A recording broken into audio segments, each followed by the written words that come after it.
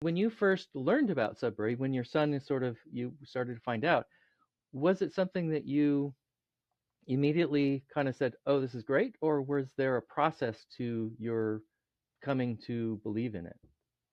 There was a process. So I was, of course, very happy that my son was happy. I was Uh, very happy that he was he was this bright kid again, this happy bright kid again that I had known before he started school. hmm And and so of course I was very happy. But I think like a lot of parents in such a situation, I grew up going to school. I'm in some sense still in school my whole life, right? Yeah, yeah. Um, and um, and so there was part of me that really wasn't sure about this. There was part of me that Mm, was open to it, partly because my youngest brother left school mm, at about age 11 and went on to a very successful life as mm, a artist, guitar maker. He was more or less thrown out of school, mm,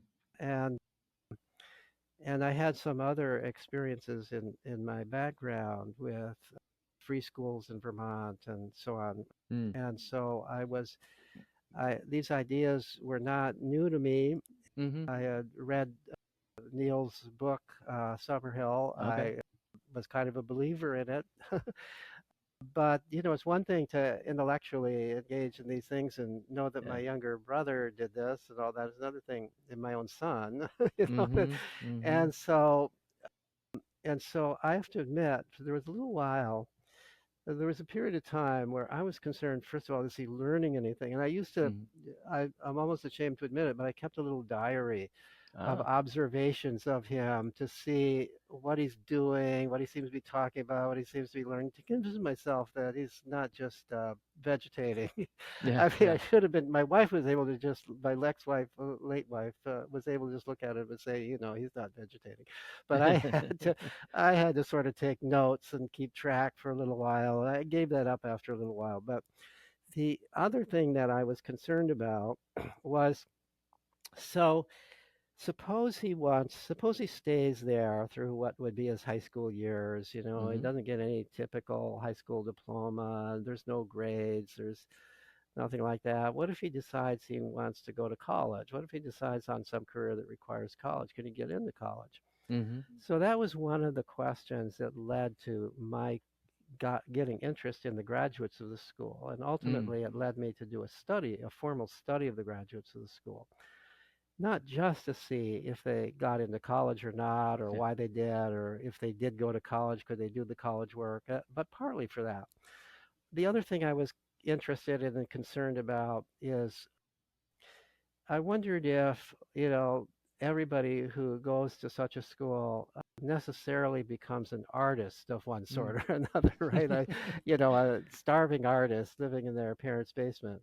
Uh, or do they actually go out into a wide variety of careers? Is there some way that in this kind of a setting it narrows down your options? And so I was interested in that question. And basically, what the study reassured me, both as a father and as a scholar, that yeah, there seems to be no barrier for going on to higher education. There hmm seems to be hmm nothing.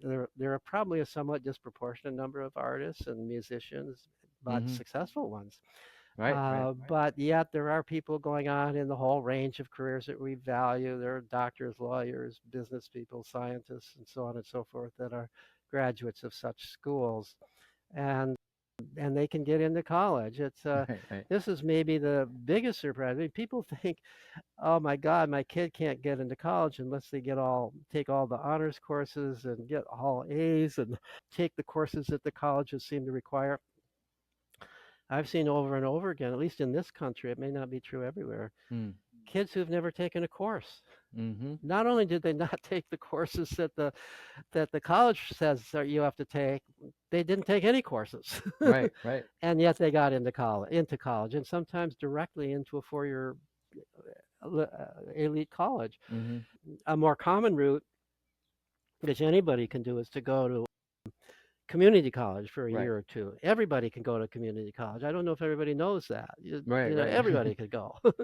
you know, You can fail out. You can be total. You can have all Fs. You can Right. drop. You can be a flunk out from high school, and you can still go to community college. Mm-hmm. And Mm-hmm. if you do well, you could use that as your transcript to go on to a 4-year college. So Mm-hmm. that's a fairly common route. But there are many kids who just got right in. They talked themselves into it. They wrote a great Right. essay. They were clearly interesting people. Colleges are often looking for people who are different from the Mm-hmm. typical applicant, and they were clearly different. And they tended to be people who knew why they were going to college. They weren't Yeah. going to college just because they felt like I have to go to college because there's nothing else to do, or my parents are making me go to college. These are kids who clearly was their own choice to go to college, and that's Yeah. kind of refreshing to to college Yeah. admissions Definitely. officers. Most Yeah. kids, it's like this is just like 13th, 14th, 15th, and 16th grade that I've got to go through. Mm-hmm. Mm-hmm.